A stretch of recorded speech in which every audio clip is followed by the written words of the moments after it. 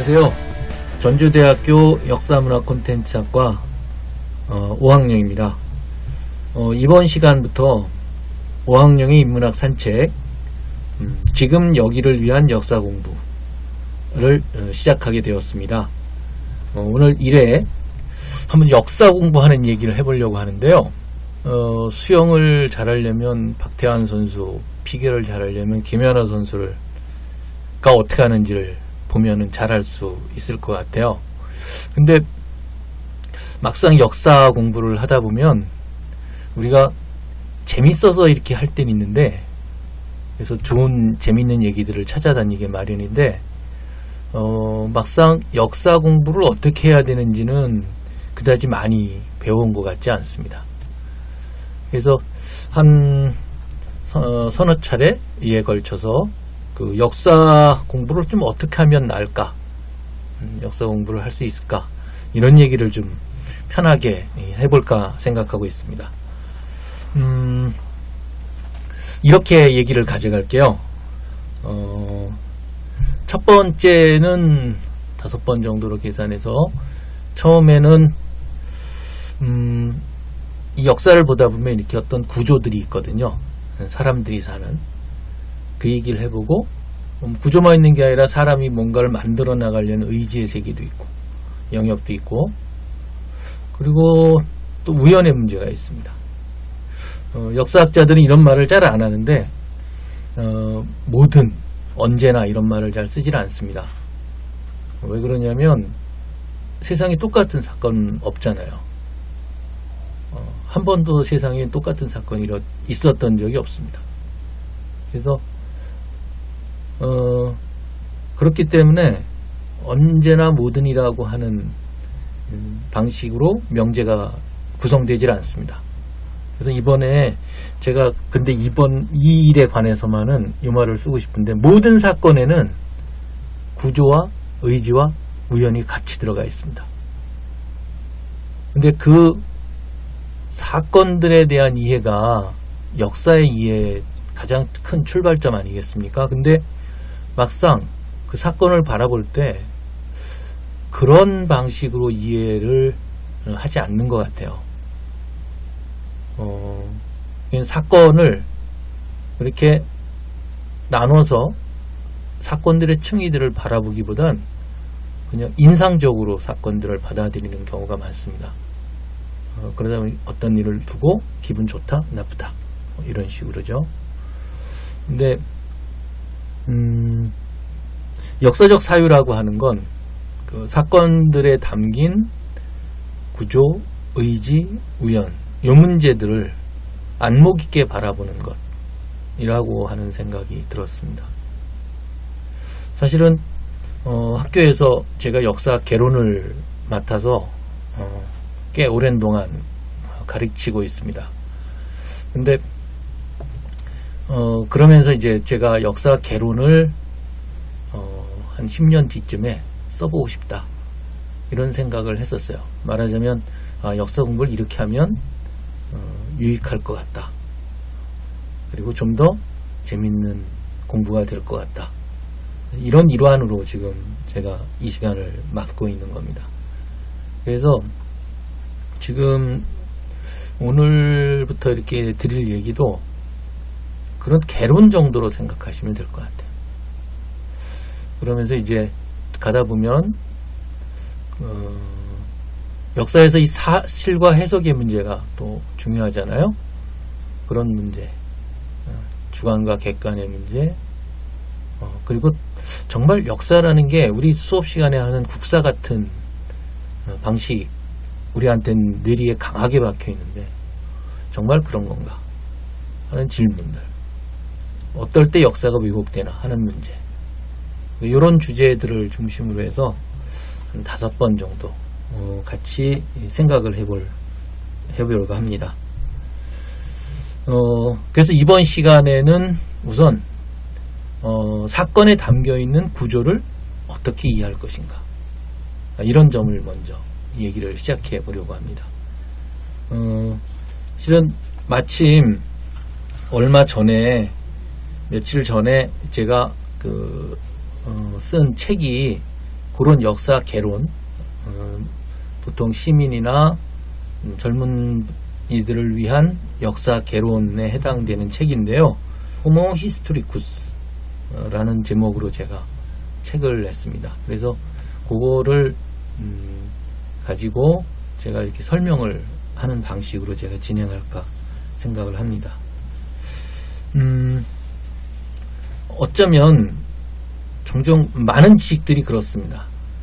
그러니까 자기가 알고 있었는데 요걸 이렇게 쭉 마치 파일링 하듯이 정리를 한번 하면 좀 더 선명해지고 그런데도 불구하고 그냥 이렇게 놔두는 지식들이 꽤 많이 있는 것 같아요.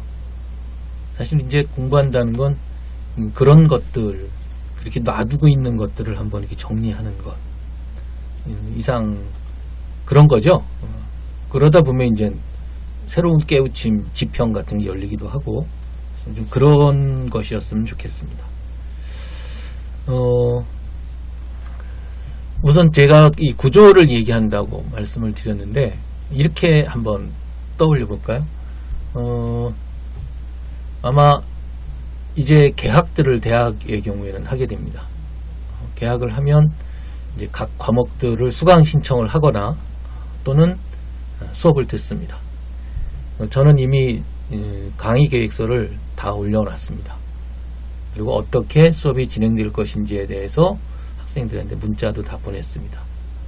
그러니까 2학기에 예를 들어서 인문학 기초라는 수업을 한다고 했을 때 인문학 기초라고 하는 강의, 그 사건이 벌어지기 위해서는 강의 계획서도 나가고 학생들한테 SNS도 보내고 또 학생들은 그걸 가지고 이렇게 계획이 준비된다 수강 신청도 하고 이런 일련의 또 다른 작은 사건들이 배치가 됩니다. 그러니까 우리가 오늘 아침에 무엇을 먹은 일부터 크게는 이 나라에서 한동안 더위가 굉장히 극심해 가지고 사람들이 심지어는 죽는 일도 발생하고 하는 이런 자연적 현상이 우리 사회에 미치는 영향들까지 여러 가지 사건들로 무수한 사건들로 이루어져 있음을 알 수 있습니다. 그래서 그런 거죠. 그 사건들 속에서 사건을 보는 눈이 한 3차례에 걸쳐서 제가 얘기하려고 하는 겁니다. 우선 조금 전에 어떤 무수한 사건들로 이루어진다고 얘기를 했습니다만 그 사건들은 또 사실들로 이루어지고 그래서 어떤 분들은 사건 사실 이렇게 해서 뭐 계열을 이렇게 위계를 매기기도 하는 분들도 계신데 저는 뭐 그게 의미 있을 수도 있지만 그냥 어떤 사건들의 그럼 어느 선에서 그걸 중간에 끊겠습니까? 그러니까 사실로 불러도 좋고 사건이라고 불러도 좋고 그래서 다만 이러한 우리가 살고 있는 동안 사실이나 사건들이 계열을 이루면서 쭉 진행되고 있다. 뭐 이런 정도로만 생각을 하고 들어갔으면 좋겠습니다. 역사는 사건의 연속입니다. 자, 구조 문제를 얘기를 하겠다고 했습니다. 이번 시간의 주제입니다. 이렇게 생각을 하면 될 것 같아요. 사람이 태어날 때 이 맨 땅에 태어나질 않습니다. 그러니까 태어나 보면 예를 들어 내가 서울에 태어났다든지 내가 동아시아 어떤 지역에서 태어났다든지 태어나 보니 그리스 로마 시대도 아니고 21세기 초의 자본주의 사회라든지 태어나 보니까 내가 농민의 아들이기도 하고 어떨 때 누구는 임꺽정이처럼 백정의 아들이기도 합니다. 이렇게 태어나면서부터 왜 남자 여자 이렇게 해서 타고 나면서부터 이렇게 정해지는 것들이 있습니다. 그렇죠? 제가 가끔 장난 삼아서 이런 얘기를 합니다. 그러니까 사실은 이건 우리 애들한테 했던 얘기인데요. 내가 니들을 낳고 싶어서 난 게 아니다. 이런 얘기를 합니다. 물론 이제 어떨 때 속상했을 때 하는 말이기도 하지만 냉정하게 낳고 보니까 그것들이지 제가 꼭 그렇게 생긴 그놈을 낳으려고 생각했던 적이 없거든요. 물론 이제 거꾸로 그놈들도 마찬가지입니다. 태어나 보니까 성격 안 좋은 5학년이란 아버지하고 착한 엄마 박윤희가 엄마 아버지인 거지 자기들이 뭐 골라서 나왔겠습니까? 그러니까 바로 이렇게 어떤 정해진 게 있습니다. 이걸 구조 혹은 조건 이렇게 표현할 수 있다는 거죠. 그러니까 실제로 생물학적으로 마찬가지입니다. 우리가 하루 3끼를 먹어야 되잖아요. 3끼가 아니라 뭐 예전엔 2끼를 먹었다 그러지만 먹고 살아야 한다는 사실, 이런 것들, 경제적 조건, 이런 것들이 많습니다. 그러니까 이런 것들이 매우 많죠.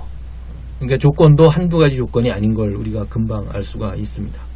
이 구조 문제를 얘기하는 건, 그래서 이제 여기서 이제 흔히 얘기하는 구조주의 이런 얘기가 나오는 거죠. 그러니까 스트럭처리즘이라고 하는 게 나오는 게 어려운 게 아니고 원래 이런 조건이 있었다. 그리고 이것이 어떤 사태를 해석하는데 매우 유력한 어떤 틀을 제공한다 라고 생각하는 경향이나 학문적인 경향들 혹은 그런 입장에 있는 것을 우리가 구조주의 이렇게 이제 표현할 뿐입니다. 이런 관점들은 역사를 볼 때도 매우 유용합니다. 그러니까 이제 그 역사에서 이 구조라고 하는 거는 예를 들어 동아시아 같은 경우에 여기 역사서를 보면요, 그런 게 있습니다. 제도사 같은 게 반드시 들어가 있습니다. 선거지 그러면은 사람들을 어떻게 선발했나, 관원들을 어떻게 선발했나, 또 뭐 예를 들어서 경제 활동은 어떻게 이루어졌나에 대한 자료들을 역사서에 이렇게 정리를 하게 되어 있습니다. 그게 기본적으로 사람이 이런 조건에 살았다. 아니면 어렵게 생각하지 말고 우리 왜 역사 공부할 때 제일 지겹게 생각하는 게 정치 제도사지 않습니까? 그러니까 정치 제도사라고 하는 말은 바로 정치 구조를 보기 위해서 필요한 거죠. 그러니까 사실 구조라고 하는 것은 가장 우리 가깝게는 제도라고 표현되지 않습니까? 그렇죠? 그러니까 우리나라 정치 제도, 대통령 있고 뭐 각 부가 있고 이런 것처럼.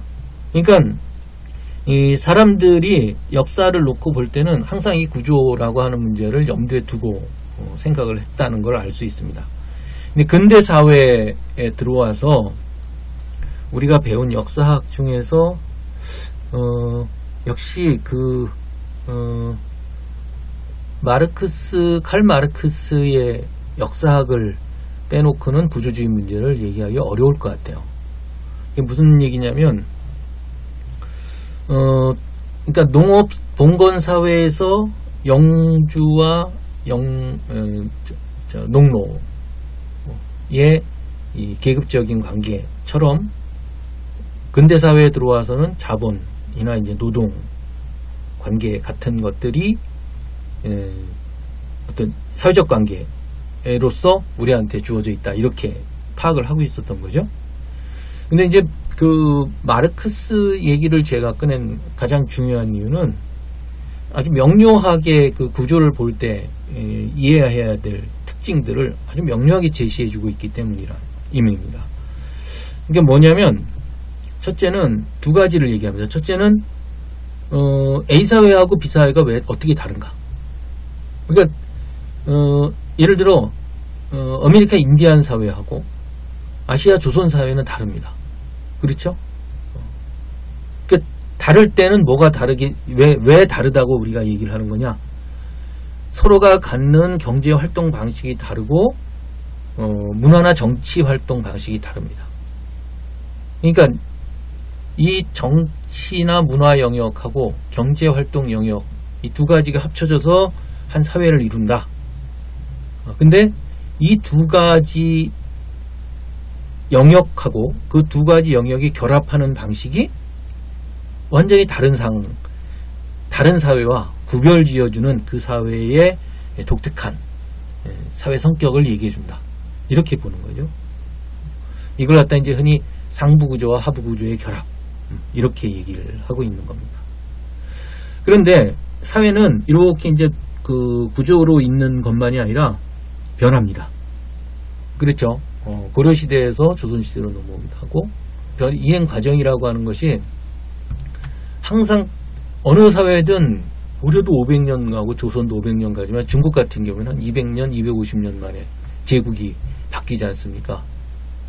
사람도 마찬가지죠. 죽고 새로 태어납니다. 이렇게 여러 한 나라든 사회가 A 사회에서 B 사회로 옮겨갈 때 이게 다르게 나타난다는 거죠. 그냥 그 한 사회가 유지될 때도 상부구조, 하부구조의 결합에 따라서 다르게 나타나고, 또 이행할 때도 다르게 나타나는 거.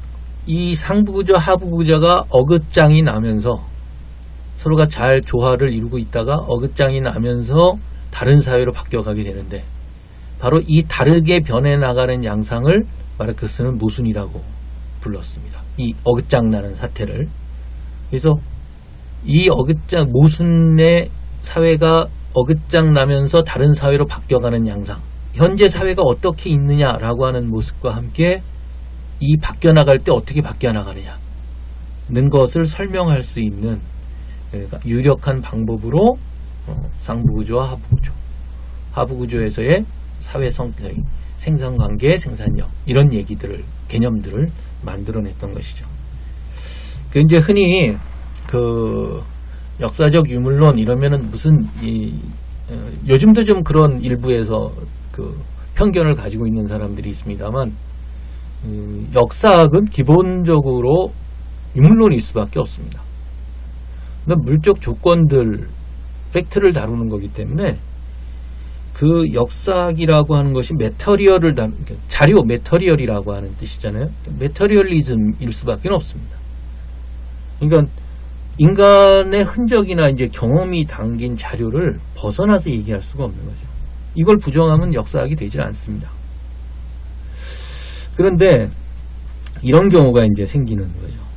예를 들어 마르크스는 역사학을 공부할 때 ABC, 출발점을 얘기한 건데 마치 이게 진리인 것처럼, 답을 얘기한 것처럼 받아들이는 경우가 있어요. 그러니까 예를 들면은 노동과 자본의 모순 관계가 모든 걸 결정하는 것처럼 거기로 이렇게 되돌려서 모든 원인을 거기로 귀일시켜서 설명하는 방식들이 있습니다. 이걸 일종의 이제 우리가 환원론이라고 부르죠. 이 학계에서 이렇게 부를 때는. 근데 환원론은 이렇게 그 경제사 영역에서만 나타나는 게 아니고 아주 곳곳에서 나타납니다. 무슨 얘기냐면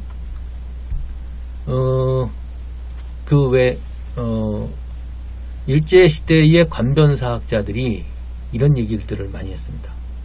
그러니까 조선 사람들은 반도 근성이 있어가지고 어디에로부터 영향을 받아야만 변한다. 이게 정체성론하고 사실 타율성론을 두 개를 합친 얘기인데, 이런 방식으로 이제 그 문제를 막 이게 설명하는 방식을 그렇게 가져가는 거죠. 그러면은 어떻게 되냐면 전형적인 지리 결정론이 됩니다. 지리가 그렇기 때문에 멀리 갈 것도 없이, 저는 고향이 충청도인데요, 천안입니다. 제가 충청도라는 얘기를 하면 충청도 양반이다 이러면서 덧붙이는 말이 느리다는 거예요. 느리다, 맨날. 근데 제가 얼마나 빠른데요. 그러니까 말은 느리게 할지 몰라도 저는 무슨 일 있으면 바로 합니다. 마찬가지로 그래요. 경상도 그러면 어떤 편견, 전라도면 어떤 편견들을 갖습니다.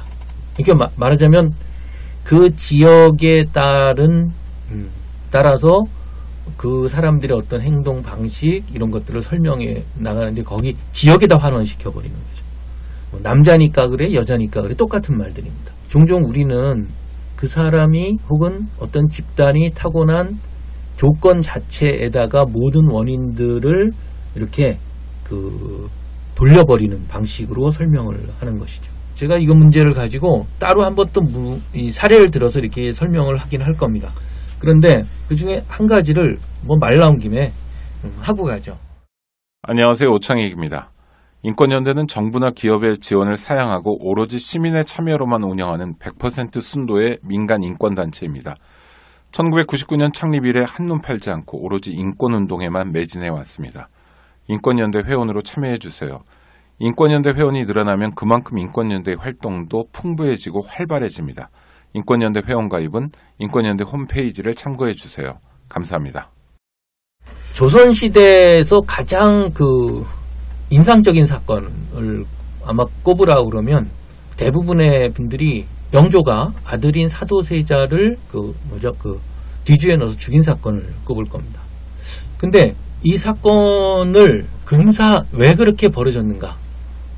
라는 거를 저도 이제 다른 연구를 통해서나 이렇게 보면서 한번 고민을 해봤습니다. 근데 그거를 지금 우리가 얘기하고 있는 구조라는 문제와 관련해서 한번 설명을 한번 같이 해봤으면 싶어요.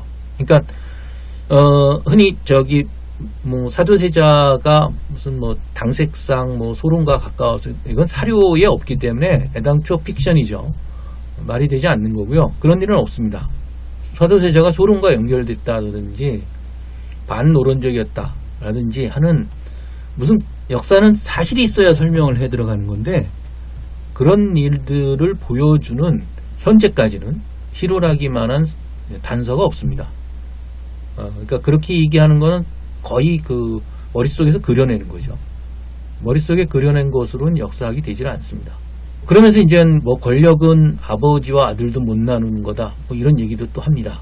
당쟁론으로 설명하지 않으면 이제 권력으로 정치 권력 일반론으로 설명을 하는데 그것도 좀 이상하죠.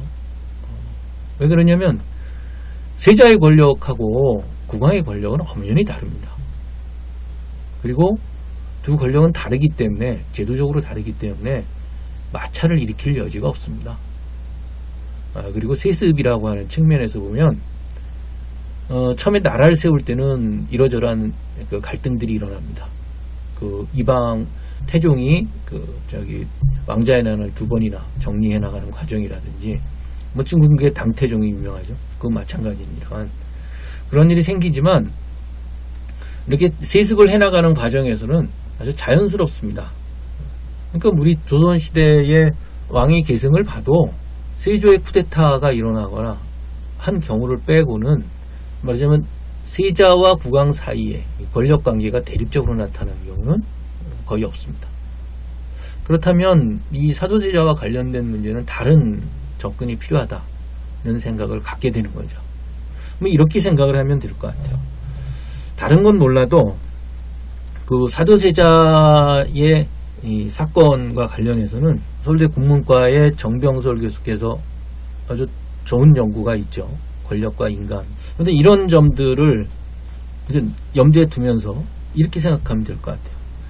사도세자는 애당초 영빈 이시소생으로 영조의 왕후에게서 아들이 있었으면, 그죠? 정말 세자나 대군이 있었으면 세자가 될 이유가 없었던 사람입니다. 여러 가지 이유에서 세자가 될 사람이 아닌데 세자가 된 사람이에요. 세자가 되면 공부를 해야 됩니다. 서연회를 나가야 돼요. 한 10살 무렵쯤에는 아버지뿐만 아니라 주변의 기대에 부응합니다. 왜 근데 그런 거 있잖아요.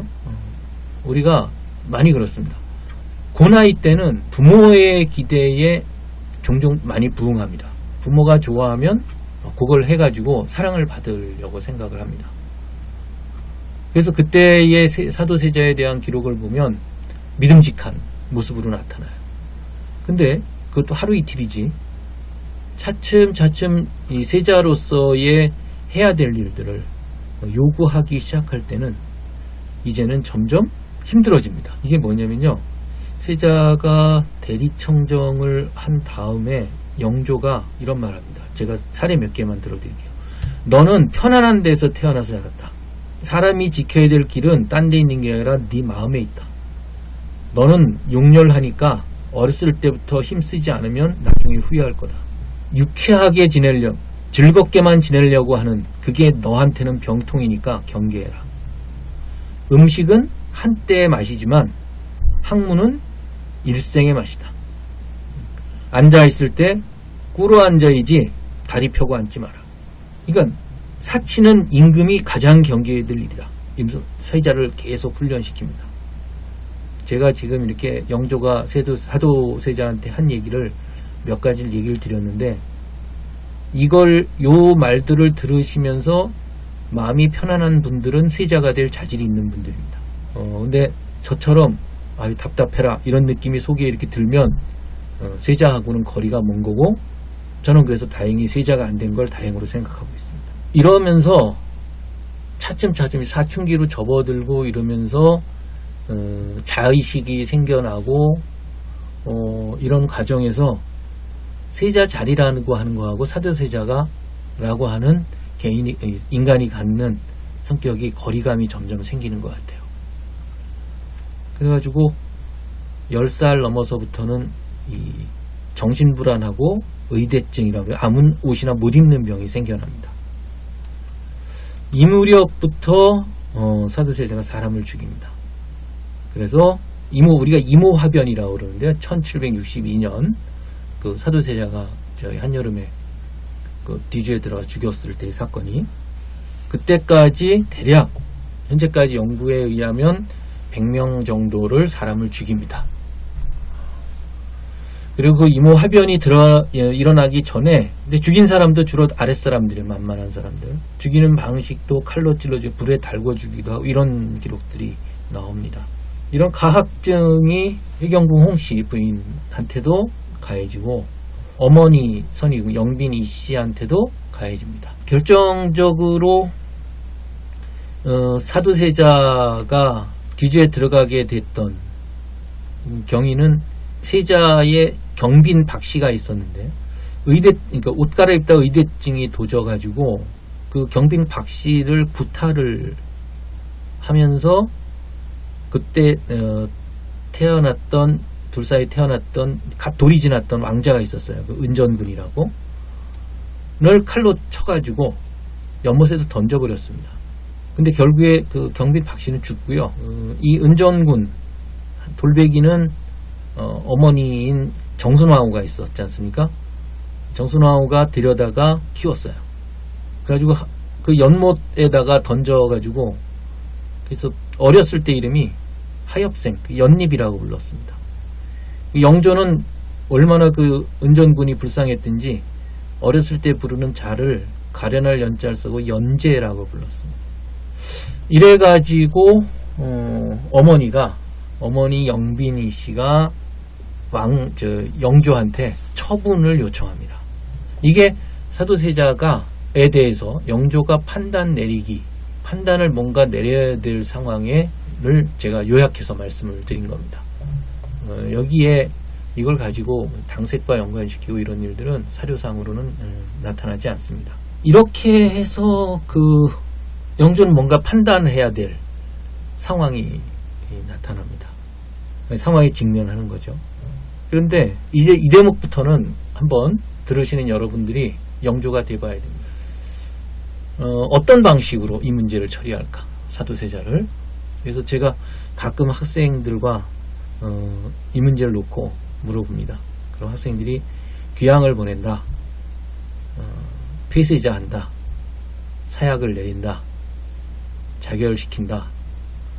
이게 왜냐하면 더 이상 이제 말로 하거나 이런 상황이 아니니까 조처를 취해야 할 경우엔 어떻게 하는가 하는 거를 가지고 이제 얘기를 하는 거죠.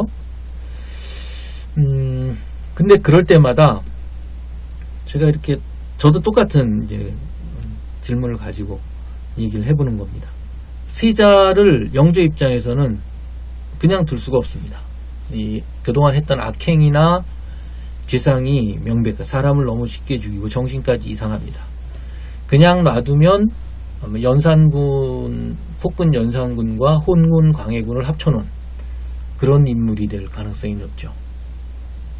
그러면 그런 사태를 만들어 놓고 영조가 이제 나이도 먹었는데 죽었을 경우엔 나중에 조상들 본 면목이 없습니다. 이건 매우 중요한 거죠.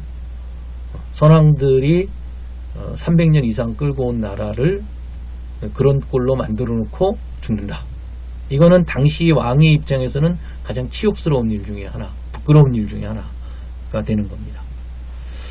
자, 어떻게 했을까요?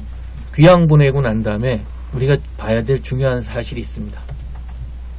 정조가 세손입니다. 아버지가 귀양가 있습니다. 사도세자가 귀양가 있다 치고, 그러면 정조가 즉위한 다음에 아버지를 어떻게 해야 될까요? 풀어줘야 됩니다. 자신이 왕이면서 아버지를 귀양지에 놔두는 것은 가장 근본적인 원칙인 효에 어긋납니다. 귀양 보낼 수가 없고요. 폐쇄자 시켜서. 누가 그랬습니다. 사약을 누가 들고 갑니까? 그거 들고 가는 바보가 있습니까? 다 사직서 내고 아마 안 갈 겁니다. 그 영조가 실제로 자결하라고 했어요. 그래서 세자가 자결하려고 묶었는데, 그러면 그 옆에서 세자를 모시고 있던 사람들은 눈 멀뚱멀뚱 뜨고 가만히 있습니까? 그러시면 안 된다고 말려야죠. 그래서 자결하려는 저희가 실패했습니다. 세자 몸에 손을 댈 수 있는 사람이 없습니다. 뒤주가 선택되는 거는 바로 세자한테 손을 댈 수 있는, 세손이, 그 사도세자의 아들인 세손이 나중에 국왕이 되고 할 것이 충분히 예상되고 있는 상태에서 세자의 몸에 손을 댈 수 있는 사람이 없다 는 것이 뒤주가 선택된 가장 유력한 이유였다고 저는 생각을 하고 있습니다. 그러니까 형인 소장세자가 죽지 않았으면 사도세자가 안 됐을 거고, 정성황후 서씨한테서 왕자가 태어났으면 더더욱 세자가 되지 않았을 사도세자가, 그렇지 않은 사람 얼떨결에 그냥 세자가 되다 보니까 세자 노릇을 해야 되는데, 그게 사도세자한테는 참으로 견디기 어려웠던 상황이었던 거죠. 영조 입장에서 무슨 영조도 대안이 있었던 게 아니지 않습니까? 그래서 뒤주에 들어가서 창덕궁 앞에 있던 훈련도가, 아마 그에 있던 그 뒤주가 크니까 거기를 들어갔던 것 같아요. 거기에 들여보냈던 것 같습니다. 처음에 그럴 때 그 정조가 와가지고, 세손이 와가지고 울고 막 이러면서, 그러니까 영조가 다 내쫓고 시위군사들로 둘러싸고 난 다음에 네가 들어가라 그러고 못질한 거 아닙니까? 아무도 세자 몸에 손댈 사람이 없으니까. 바보죠. 그렇게 그때 나서가지고서 무슨 일에 명을 듣는다는 거. 그렇게 해서 8일 만에 죽고 9일째 꺼내나 이렇게 되어 있죠. 저는 이 문제를 왕정이 아니면 생겨나지 않았을 비극이라고 해석합니다. 그러니까 왕정이라고 하는 구조가 아니면 이 사도세자의 비극, 이 사도세자의 비극은 아까 제가 얘기도 했습니다만 영조의 비극이기도 합니다. 그 오이디푸스의 경우에는 그게 오이디푸스의 비극만이 아니지 않습니까? 그러니까 마찬가지로 이 비극이라고 하는 것은 그 비극 안에 있는 모든 사람에게 대한 비극이죠. 그렇게 나타납니다. 사도세자가, 효장세자가 안 죽었거나 정성황후 서씨한테서 왕자가 태어났다면 자기는 그냥 종친으로 나라에서 주는 녹 받고 예술활동하면서 그냥 편하게 살다가 죽었을 사람일 수도 있습니다. 근데 그렇게 안 됐습니다. 물론 여기에도 우연이 껴있죠. 나중에 따로 말씀드리겠습니다. 그러니까 자기도 모르게 자기가 세자가 됐어요. 세자는 그렇게 되는 겁니다. 자기 마음대로 되는 게 아니잖아요. 왕도 세자를 고를 수 있는 게 아닙니다. 거의. 사도세자의 경우에 특히 그렇죠. 왕이 자식이 없을 경우에, 제한되어 있을 경우에. 그때 광해군도 마찬가지였고요. 이런 상황이었던 거죠. 그러니까 이 문제를 비정한 아버지라든지 어리석고 못난 자식 하는 인간성의 문제로 돌려버리면 이 문제는 설명되질 않습니다. 그러니까 예를 들어서 우리 아들놈들을 예를 들어서 설명을 하면 이것들이 어떨 때는 시험 보는 날이 언제인지, 시험 과목 보는 그날은 무슨 과목을 보는지도 모를 때가 있어요. 그럼 제가 그렇게 얘기할 때가 있습니다. 네가 세자가 아닌 걸 다행으로 생각해라. 우리 집에서는 이런 일 때문에 애들을 뒤주에 넣지는 않습니다. 이거는 왕실이니까 벌어지는 거죠. 그렇죠? 세자가 이렇게 되기 때문에 벌어지는 일들입니다. 그러니까 세습왕정이라고 하는 구조가 아니면 발생할 수 없는 사건. 그러니까 뭐 영조의 선한 마음이라 사도세자의 착한 마음 이런 걸로는 넘어서지지 않는 문제, 않는 어떤 규정성. 그래서 제가 이 문제를 비극이라는 말을 썼던 겁니다. 어떤 분들은 이제 영조가 사도세자 죽인 걸 나중에 후회했다. 뭐 후회하는 마음만 있었겠습니까? 뭐 온갖 감정들이 다 들어가 있지만 이 사태와 관련해서는 영조는 한 번도 이 사태와 관련해서는 이 사태를 후회한다, 잘못했다고 생각한 흔적은 발견되지 않습니다.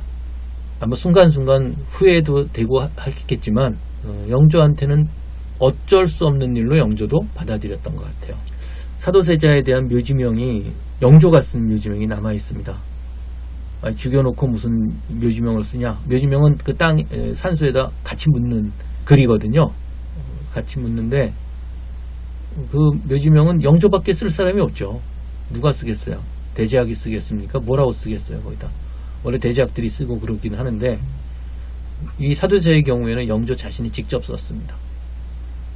지금 국립박물관에 남아 있는데 거기를 읽어보면 탄식하는 말 오호호가 9번인가 10번 나옵니다. 안타깝죠. 안타깝지만 영조는 후회한 적은 없습니다. 그래서 이 문제는 좀 더 차분히 생각을 해봐야 될 문제지만 1차로 이 사건이 발생하는 가장 큰 이유 중에 하나는 세습왕정이라는 구조, 세자의 자리, 세자가 있어야만 되는 왕정이라고 하는 자리, 왕정이라는 조건 때문에 생겨난 거다. 지금 제가 구조에 대한 얘기, 어떤 사건이 벌어졌을 때 구조에 대한 얘기에 초점을 맞춰서 사도세자의 사례를 통해서 역사를 볼 때 구조라는 문제가 왜 중요한가 하는 얘기를 하고 있습니다. 지금 시간에는 이제 구조만 얘기를 했는데 다음 시간에는 그 의지의 문제를 얘기하고 싶어요. 그리고 우연까지 얘기하면 역사에서 가장 중요한 사실이나 사건을 볼 때 우리가 확보해야 될 시각 세 가지가 잡힙니다. 이게 제일 중요한 것 같아요. 이걸 잡아놓고 이것만 잡으면 역사 공부는 90%가 된 거다, 이런 생각이 듭니다. 그래서 첫 시간이라 조금 길게 갔는데 오늘은 구조에 대한 거 얘기를 하고 다음 시간에 조금 덧붙이면서 의지에 대한 문제를, 사건 속에 들어있는 의지의 문제를 말씀드리도록 하겠습니다. 고맙습니다. 안녕하세요. 장발장은행의 대표를 맡고 있는 홍세화입니다. 200만원, 300만원 벌금을 내지 못해 감옥에 갇히는 분이 매년 4만 명이 넘습니다. 장발장은행은 이분들에게 무이자 무담보로 대출을 해주고 있습니다. 장발장은행을 후원해 주시기 바랍니다. 실로 모든 게 엉망으로 치닫는 듯한 세상입니다마는 스스로 아름다워지는 데에